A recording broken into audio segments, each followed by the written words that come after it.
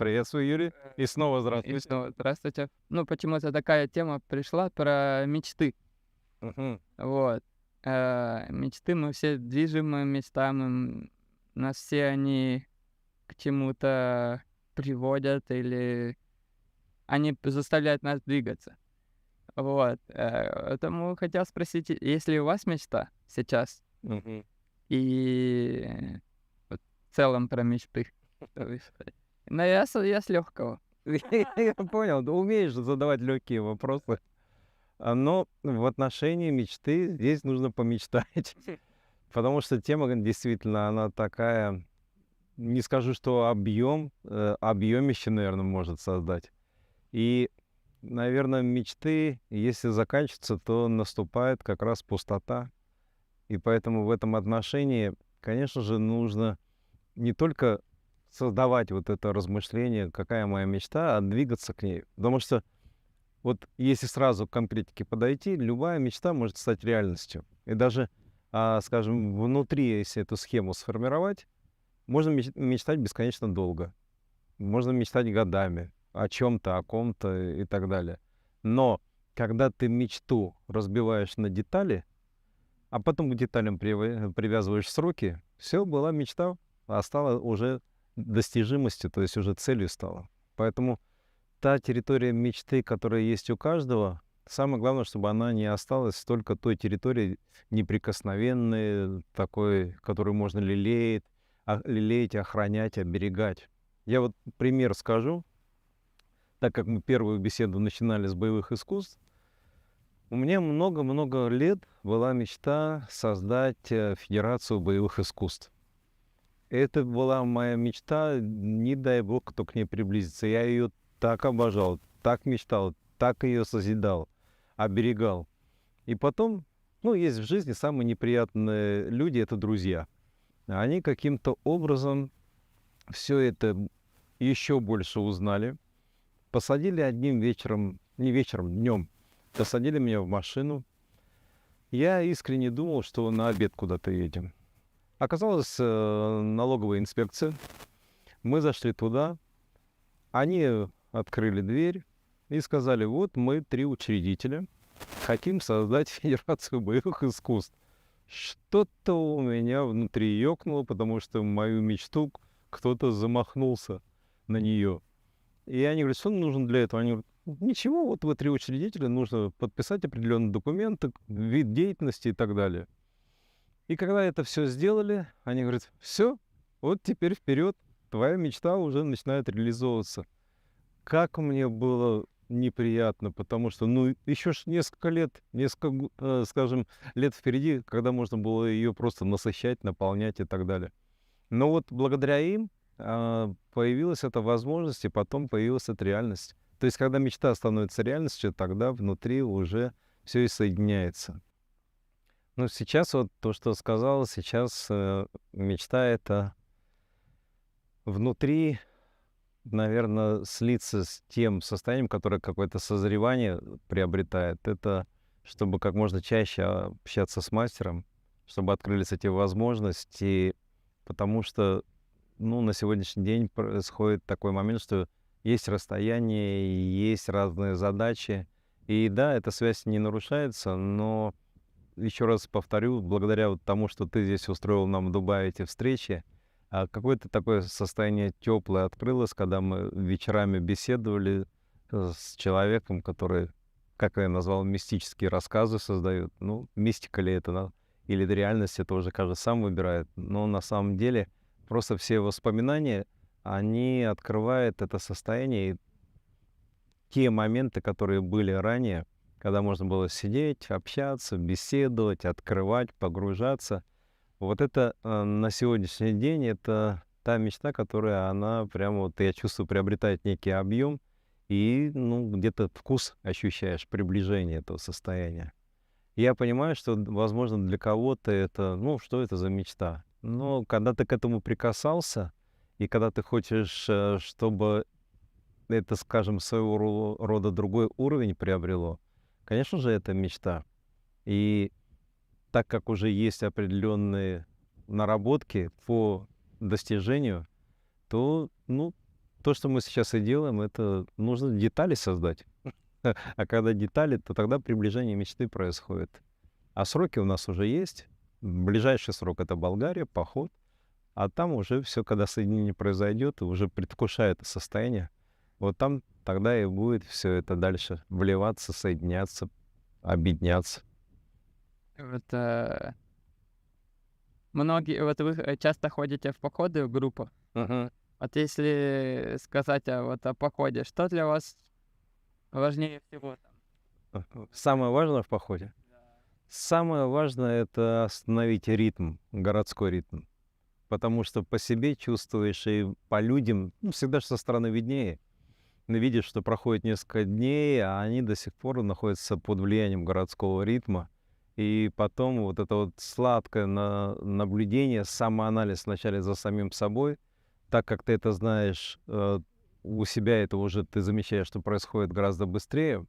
Но второй сладкий момент, когда у людей этот процесс начинает происходить, это взгляд меняется, мимика меняется, положение тела. Люди начинают созерцать, люди начинают останавливаться от этого внутреннего постоянного бега. И люди начинают, скажем так, соединяться с природой. Этого каждому не хватает. Мы же часть природы. Все у нас природно тоже. И текучесть есть, и мягкость есть, и волнообразность. А к сожалению, ритм города создает какую-то угловатость, какие-то рамки определенные, какие-то временные рамки. Вот, наверное, для меня вот это самое главное. То есть наблюдение изменения людей во время этого. Первое — это остановка от городского ритма, вот это самое главное. А второе, да, наблюдение. Потому что там много-много чего открывается. Ты человека видишь совершенно другим. Потому что в первую очередь сам остановился. Были ли у вас какие-то интересные истории во время ваших походов или Ну, истории-то я попробую соединить. Вот две этих темы, которые сейчас, они у нас спонтанно, импровизированы, это всегда самое лучшее, самое интересное. А, Один момент очень яркий, это как раз вот поход, когда, наверное, один из первых походов в Болгарии, когда мастер создавал обучение. Это вообще была неизведанная территория, когда мы, видимо, сейчас я поднимаю некую схему, которую можно вот подвести. Это расслабление, вот эта остановка от городского ритма. И в тот момент мастер, мы были вместе, он начал тренировочный процесс, связанный с интуитивным восприятием. И это было, конечно, так как вот эта активность логическая, которую ты забрал с собой из города с удовольствием в природную часть, в поход, вот когда она начала приостанавливаться, мастер начал создавать некие ситуации, которые незнакомые, но так как ты остановился, ты уже мог взаимодействовать. И он просто в какой-то момент останавливался, говорил, показывал, например, либо какую-то скалу, либо какое-то дерево, либо какой-то водоем, и просил вот сейчас попробуй оказаться на моем месте, когда тебе говорят, вот что произошло около этого дерева 5 лет назад. Внутри происходит вначале шок, пауза, но что-то внутри тебе начинает нашептывать и создавать какие-то картинки. И когда ты эти картинки начинаешь озвучивать, мастер говорит, да, правильно, верно, ты удивляешься, а что правильно, что верно. Почему твои фантазии, почему твои какие-то наброски правильно, верно, это еще больше создает. Откуда он знает? Потому что это следующий вопрос. Третий вопрос, а как это проверить? И вдруг он в этот момент озвучивает, все отлично, верно, создает дополнение, а потом говорит, нам с тобой вдвоем нужно проверить, это бред, либо это наша с тобой фантазия, либо это реальность. И находим людей, местных жителей, у которых начинаем вот различным предлогам, что мы журналисты, вот как в данном случае интервью берем, были ли там 5 лет такие-то ситуации, и вдруг это вызывает шок, когда ты получаешь подтверждение. Ты же никогда здесь не был. И вот эти вот ситуации, они интересные, а потом вдруг, когда ты немножко это адаптировано как задание уже в тренировочном процессе даешь людям, и люди приходят с разных стран, приезжая с таким же восторгом, с таким же удивлением, как у меня, и рассказывают, слушайте, а мы прошли там, узнали, и оказалось верно, Вот здесь это, ну, появляется такое ощущение некой неизведанности, в которую ты входишь. И потом идет дальше, дальше, дальше уже наполнение, раскрытие. То есть примеров таких, ну, скажем, достаточное количество.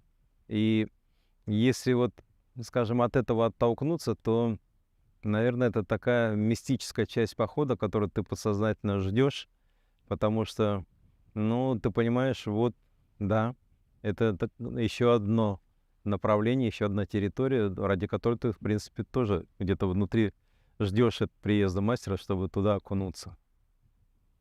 Супер. У меня такой вопрос. Вот когда вы погружаетесь, открываете вот это неизведанное, что вы прочувствовали, оно оказывается фактом, что это Мгм. было раньше. И это вы прочувствовали с помощью своих чувств. Вот какие у вас чувства это вызывает? И опять же, эм, что это дает вам понять? Да это же насколько, как сказать, сколько дверей, грубо говоря, открывает и дает сколько возможностей. Ну, смотри, Юль, в вопросе ты уже самый ответ создал, да? Он помог мне с этим, потому что когда ты сказал, сколько это дверей открывает, это создает объем. Объем восприятия, это создает целостный объем жизни, потому что, ну, мы в обычной жизни, наверное, я не знаю, в лучшем случае там в 3 плоскостях что-то воспринимаем, а иногда в одной, чаще в одной плоскости. А здесь не одна, не две, не три, здесь может быть огромное количество плоскостей, в которые и есть своего рода информация. И когда ты, например, попадаешь в своих восприятиях, а потом ты начинаешь улавливать чувства, они совершенно другого рода. Потому что ты такого в своей жизни не переживал, ты не соприкасался. Это может быть связано и с вызовом определенного эмоционального состояния, слезы счастья, потому что это что-то откликается состоянием души, потому что сердце как-то откликается каким-то другим ритмом, и ты начинаешь проживать совершенно другие состояния, потому что это, ну, скажем, ну, это другой мир. Это вот опять сюда укладывается то, что мастер он говорит, а, мистика является мистикой, пока ты этим не владеешь.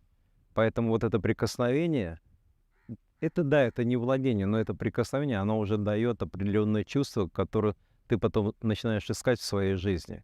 И когда это уже в реальной жизни происходит, в отношении ситуации, в отношении проблем, в отношении цели, в отношении семьи, детей, то это создает уже такое состояние благостное, наполненное. И вы еще говорили, что когда вы прочувствовали, что там было, это еще было связано с группой, Мгм. с человеком в группе, который был. Он это лично знал, да, Да, эту да, да, да. ситуацию. То есть еще здесь, как сказать, насколько я понял, что эти чувства помогают увидеть взаимосвязь всего вообще, Да, то есть да. целостность всего. То есть тут вот как раз и получается, что происходит такой момент, что открываются вот эти, ну, сюжеты, если можно так назвать. Ты привык останавливаться на одном сюжете, и когда ты приходишь к положительному результату, у тебя происходит, ну, естественно, удовлетворение. Но когда ты осознанно удовлетворение, скажем так, оттягиваешь, может появиться другой сюжет, может открыться новый объем, новая картинка, новый результат. Когда ты и здесь опять осознанно не впускаешь в удовлетворение, ты начинаешь расширение создавать. И там открываются совершенно другие, вот как ты говоришь, взаимосвязи. Ты получил результат, ты получил подтверждение, в этот момент почему-то приезжает в этот день человек, и он еще раз рассказывает о твоем результате, потому что он был личным участником. А это уже, это мистика. Какова вероятность, чтобы в тот момент, как мистика в квадрате, как минимум. Да, потому что какова вероятность, что именно в этот день, когда была эта ситуация, это просмотр, это задание мастера, приехал именно в этот день, в этот час, когда мы зашли на занятие, именно этот человек, который был участником. Конечно же, это удивляет. И думаю, еще за этим стоит какой-то уровень. Немало уровней там стоит. Что вы чувствуете, когда видите все это? А к этому привыкнуть невозможно. Раньше думал, что будет какая-то адаптация. Нет, это невозможно, потому что это каждый раз все равно удивляет. Потому что внутри-то, ну, все равно наш мозг активен, и мы больше оперируем, взаимодействуем с ним. Но когда ты к этому прикасаешься, удивление происходит, и ты все равно себе задаешь вопрос, ну как? И вот здесь как раз помогает анализ, который тебя выводит на вот эти взаимосвязи, восприятия. Даже вот если, скажем, от темы отойти немножко в сторону, казалось бы, как в сторону, да? Но вот если мы коснемся территории возрастной, нашей территории, вот я тебе задам вопрос. У тебя есть разница восприятия, когда ты был в детстве и сейчас? Восприятие жизни, твои мечты, твои фантазии. Да, конечно. Конечно, это изменилось очень сильно. А как изменилось? В чем разница? В детстве ты озабочен какими-то проблемами песочницы вокруг тебя, играми, Ага, конфетами, ага. подарками. Вот. А когда ты вырастаешь, то появляется семья, появляется, ну, забота о семье, забота о родственниках. Мечтать сложнее или легче? Сложнее немного. Ну, потому что, опять же, есть тут какие-то обязательства появляются, тут какие-то мозг становится более такой деревянный, Ага. он взрослый. Так, вот это, вот это, вот это, вот так. Поэтому сложнее, да. То есть предыдущие опыты каких-то неудач или что-то такое, оно сказывается на э, сжатости. Вот смотри, я тебе И- как такую рекомендацию. Если ты ответственность, понятно, когда семья, это в первую очередь ответственность, потому что если ответственности не происходит, семья не случается, если можно так выразиться. И многие от этого бегают.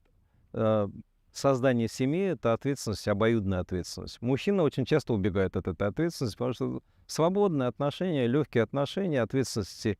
И когда, скажем, у них не стоит где-то впереди семья, то это может долго происходить.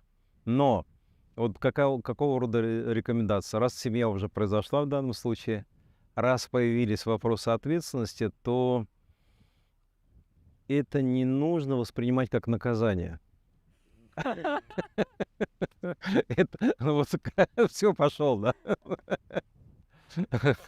Если ты к этому не относишься как к наказанию, а привносишь легкость, вот тогда все твое состояние в детстве в отношении мечты, оно приобретает уже силу, потому что есть состояние легкости, которое сохраняется. И тогда нету вот этого, ну, назову так, раздрая внутри, да, когда душа мечется, сердце томится, ты... Они ж детские мечты, вот знаете, есть такое высказывание, несбывшиеся мечты возвращаются к нам в виде опустошения. Каким образом? Потому что если у тебя какая-то мечта была, и ты в своей жизни уже взрослый, по каким-то причинам ты закрыл, кто-то тебе помог это закрыть, остановиться.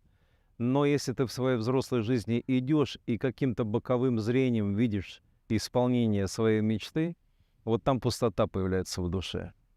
И поэтому я, скажем, через общение, через какой-то свой там небольшой опыт, через наблюдение, на сегодняшний день понимаю все больше и больше, что любая мечта исполнима.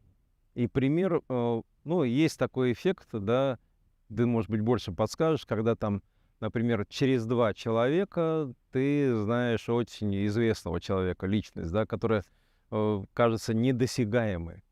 И вот у меня как раз вот два человека знакомых, которые знали человека третьего. Вот когда, тоже мне подскажи, э, первый, скажем, вариант для гражданских лиц погрузиться в состояние невесомости. Такой проект создавался. что можно было подняться, выкупить билеты, это очень дорого. Но, тем не менее, человек, Ричард Брэнсон, да, вот он создал этот проект, эту возможность. Был вот этот третий человек, который с детства мечтал, ну просто, он просто его будоражил космос. Но он эту мечту, он не отказался от нее. И когда вот этот проект появился, он одним из первых подал заявку, он один из первых нашел возможность, оплатил, и он воплотил свою мечту. То есть, если ты от нее не отказываешься, в жизни появляются различные возможности, которые тебе открывают этот путь. Да, я согласен. Если вот сейчас плавно перейти, скажем, мы же с детства начали, да? Если перейти, ну, на сегодняшний день уже могу говорить, потому что дети взрослые. Вот вчера день рождения у младшего было, исполнилось 32 года, а старший на 3 года, чуть-чуть выше, на самом деле младший выше ростом. Два богатыря, по-другому, ну, скромничать не буду, 1,98 м, 1,86 м. Я себя пигмеем чувствую перед ними. Но если посмотреть вот то состояние, когда они были в детстве, и какие они были, вот меня радует, что у них это никуда не делось, оно сохранено, и они продолжают. То есть они не предают свои мечты. И в этом отношении, конечно же, ну, понятно, должна быть взаимосвязь родителей. И легкое такое направление, вот ветер дует, чуть-чуть создавать ветер в нужную сторону. Поэтому, ну, так как два мальчика у меня, я всегда рекомендую делать работу, фундаментальную работу, основу создавать через спорт. Почему? Потому что это тот фундамент, который потом дает мощную опору в жизни, уже во взрослой жизни. Потому что они в спорте проходят через многие этапы, через многие вещи. И, может быть, это неожиданно. Вот как раз вот в этом примере хочу, ну, такого своего рода объем показать. На личном примере, потому что на сегодняшний день, слава богу, душа моя радуется спокойно, потому что я вижу результат. И считаю, что имею право об этом говорить. Потому что уже и возраст, у каждого по двое детей, и они уже сами закладывают, и я вижу, как это закладывается тоже. То есть с 7 лет вот тот опыт, который есть, мы их отдали сначала на гимнастику. Для чего? Не просто, чтобы они занимались, чтобы родители освободили время для себя, нет. А чтобы они в первую очередь, вот то, что мы говорили раньше, научились управлять своим телом. Потому что есть такое высказывание: кто управляет телом, тот управляет своей жизнью. То есть, чтобы они своего наставника тела начали изучать. И этот период, он может продолжаться. То есть задача, чтобы была координация, задача, чтобы появилась дисциплина. В первую очередь, что тебе незнакомо, я это помню, мне тоже это незнакомо. Но так как, когда ты занимаешься гимнастикой, если дисциплины не будет, придут вместо дисциплины травмы. И нужно найти достаточно хорошего, строгого тренера. То есть не так, чтобы он делал только ставку на результат, но чтобы он как раз вот эту дисциплину, и, может быть, через какое-то такое, даже кет 45-го размера, чтобы где-то рядом лежал, чтобы иногда дети понимали, для чего это. Потом, через определенный период, это акробатика. Ну, это твоя территория. И вот что тебе дала акробатика? Я нарушил выражение «выше головы не прыгай», когда сальто назад крутишь. Вот. Да много чего, потому что гибкость, ритмичность, управление телом, выносливость тоже, ну, то есть подвижность тела. Координацию, восприятие все равно другое. Вестибулярный аппарат, да. Да. Вот это вот все тоже, когда закладывается в детстве, дисциплина там тоже необходима, иначе, когда ты уже пируэты начинаешь делать. Но что еще закладывается? Я не знаю, замечал ты или нет, анализировал или нет, ты становишься среди мира детей особым случаем. То есть лидерские качества, когда ты что-то можешь, а дети, они искренни в своих проявлениях, и они это самовыражают. Вот они могут где-то на перемене там в школе, где-то в перерыве каком-то, они могут просто сделать там рандат, фляг, сальто не надо, там, просто даже колесо. И когда другие дети этого не видят, у них такой шок, они начинают тебя выделять неосознанно, они начинают об этом рассказывать. И это, скажем, закладывается некое восприятие, а у ребенка формируется, это естественно, но это лидерское состояние. Потом мы как этап передали детей в танцы, современная хореография. С какой целью? Ну, естественно, меня немножко беспокоило, потому что там обтягивающее голубое трико у мальчиков и, ну, соответственно, различные фантазии мои. Но там закладывалась пластика движения тела. А так как боевые искусства, прошлой беседы тоже упоминали, это управление телом, это раскрепощение, то за меня делали это профессионалы. Мне нужно было потом, когда следующий этап у детей были боевые искусства, а мальчикам необходимо боевые искусства. Потому что это уже дух, это умение и проигрывать, и навык закрепления, когда ты выигрываешь, характер определенно формируется. Вот там уже, ну, скажем, когда они это заложили, мне было легче создать уже на стержень основы боевых искусств. И мы начали с походов. Вот 10 лет первый поход у детей. Это в первую очередь это испытание для родителей, потому что ты отдаешь, для этого должны быть инструкторы, которым ты доверяешь своих детей, ну, скажем так, на 20 дней по Карелии. Это где есть сплавы и переходы, но ребенку всего 10 лет. И ты в первую очередь прорабатываешь свои страхи, свои переживания, иначе, если ты это не пройдешь, ты можешь ребенка закладывать, но при этом сохранять парниковый эффект. И все, что заложено, так и не будет воплощено ребенком. Поэтому ты его отпускаешь на эти, так можно сказать, вольные хлеба, но когда ребенок проходит, вот все, там же трудности есть, там же преодоление есть. Я вот всегда рассказываю, это мне уже инструктора рассказывали, когда старший шел, это был первый поход, он шел все время последним с этим рюкзаком. И я представляю, какая у него медитация в отношении папы и мамы была внутри. Потому что он видел только вот следы впереди идущих, пятки, ягодицы потные и так далее. А когда вечером сидели у костра, все говорили о красоте. А он этого ничего не видел, кроме страданий. И вдруг вот трансформация, когда утро, 4 утра, предполагается выход в 5 утра, а старший уже стоит с рюкзаком и никого не пропускает вперед себя. Когда ему задали вопрос, вот это смешно, но ребенок в 10 лет озвучил и сказал такую вещь. Ему говорят, почему ты хочешь идти впереди, почему ты никого не пропускаешь? Он говорит, я хочу идти первым и самостоятельно открывать каждый поворот, каждый вид за скалой. То есть у него уже осознание. Ну и так как посещали там и монастыри и так далее, у него, когда мы его встретили, я ему говорю, как у тебя ощущения? Он говорит, я такой духовный стал в 10 лет. Потому что свои переживания, свои ощущения, и это закладывается. То есть трудности, они закаляют, но если это трудности еще и в сопровождении знающего человека, походы, они создают определенный фундамент, очень мощный. Это уже там, хочешь не хочешь, посуду мыть, хочешь не хочешь.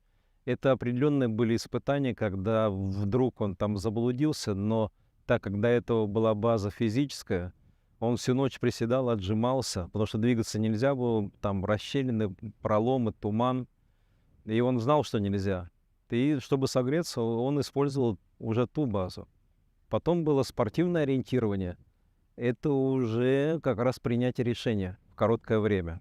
Вот это спортивное... То есть, когда ты ребенка отдаешь в спорт не ради результата, а ради формирования, даже к тем же танцам, лидерских качеств, чтобы оказаться в первой линии, ты должен как-то проявляться. А проявляться можно по-разному. Можно за отдельную плату преподавателя, просьбу какую-то. Ну, пожалуйста, пускай он там, бабушки, дедушки придут сбоку, но в первой линии.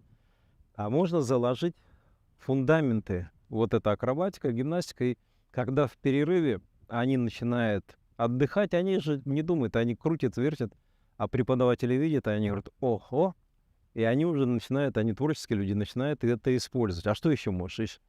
И все, и они, получается, не ты выдвигаешь, а сами дети выдвигают ребенка, который обладает определенными навыками.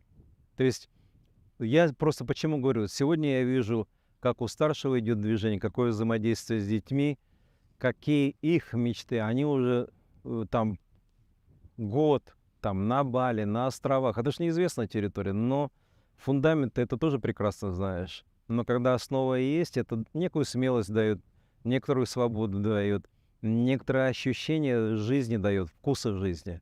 И вот они перемещаются, и старший, и младший. Старший в своих территориях наслаждается, младший в своих территориях. Но они, самое главное, создается то, что вот когда-то я им сказал одну вещь, потому что услышал это от мастера, и он говорит, за этим наблюдай. Когда появляются жены, это природный инстинкт. Они будут всегда разделять и властвовать. То есть они будут стараться отделить брата друг от друга. Им так легче, это мое сокровище, это мое. Из лучших побуждений. Не давай позволения. При каких бы условиях ни происходило, донеси им, что брат должен поддерживать брата, несмотря ни на что. И пускай они это красной линией обозначат в своих семьях.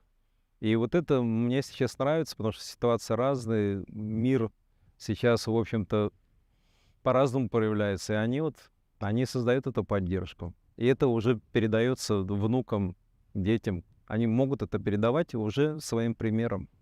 Ну, наверное, сюда добавлю, вот еще раз, просто нужно для себя, ну, наверное, может быть, рекомендация это высокое, наверное, такое слово и какая-то ответственность. Просто, может быть, как личный опыт, вот почему делюсь, все-таки пока есть возможность, нужно детей формировать легче всего через спорт. Разница небольшая, совершенно небольшая. Если девочки, я на примере детей, мальчиков говорил, да, если девочки, то там просто акцент на танцы нужно.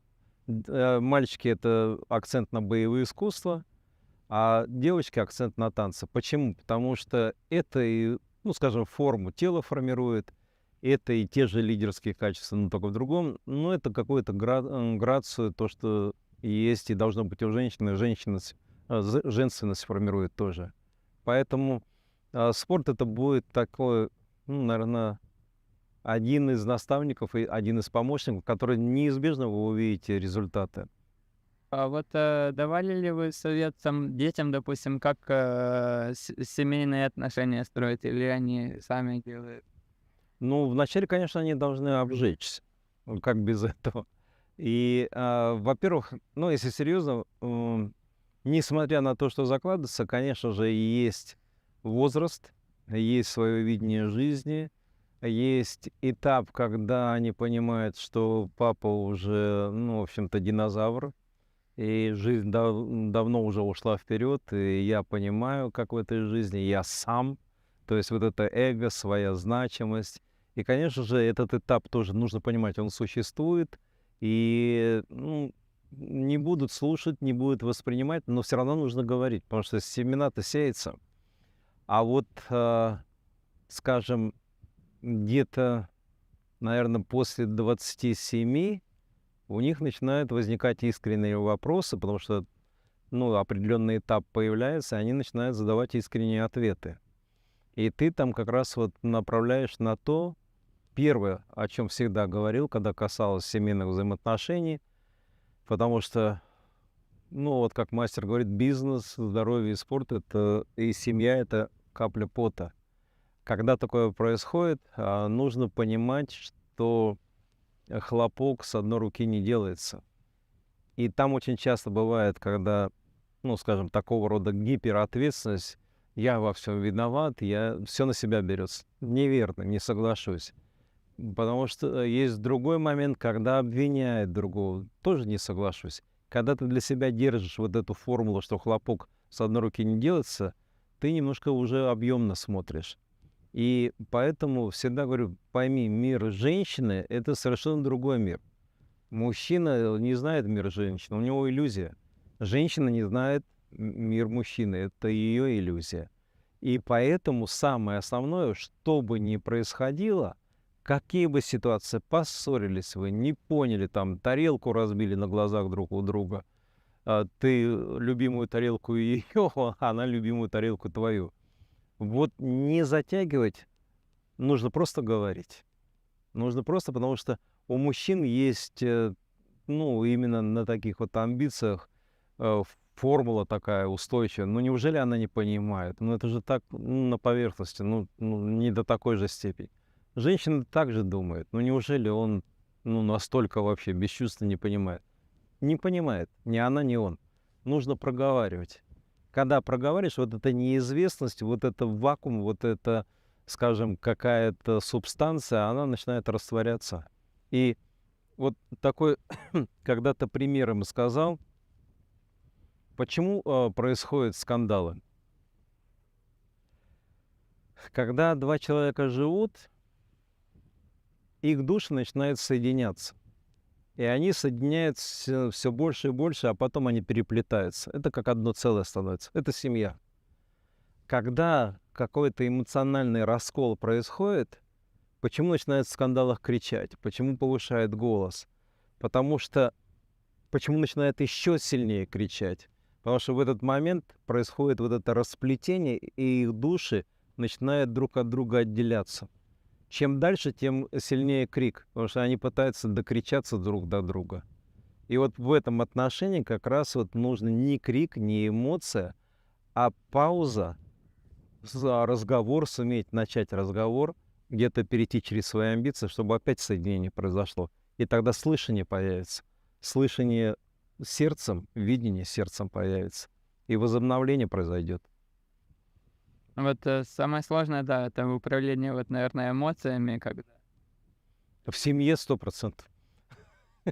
Ну, у каждого же свои определенные вот эти эмоциональные опоры, но которые они создают, разрушают. И когда ты на эти эмоциональные опоры, где там твое эго, где твои амбиции, где ты не хочешь слышать, когда ты на них становишься, ты вроде как устойчив. Ну, ты начинаешь разрушать. Там ты замолкаешь, там ты обижаешься, там ты не хочешь видеть, не хочешь слышать. Но когда ты выходишь, преодолевая на разговор, есть, скажем, такой для мужчин секрет. Как бы чего ни происходило, какой бы пик ни был, нужно просто обнять супругу. Иногда она будет трепыхаться, ну, чуть-чуть придушить, но с любовью. Стать Отелло, но с любовью. Не на ночь там молилась ли ты над Дездемоном, а, то есть, перейти через себя, и женщина чувствует, это не просто форма какая-то, а это уже такое тоже, да, физическое действие, но, ну, скажем, она должна ощутить защиту, чтобы вот справиться со своей болью, а потом уже выйти на диалог, на разговор.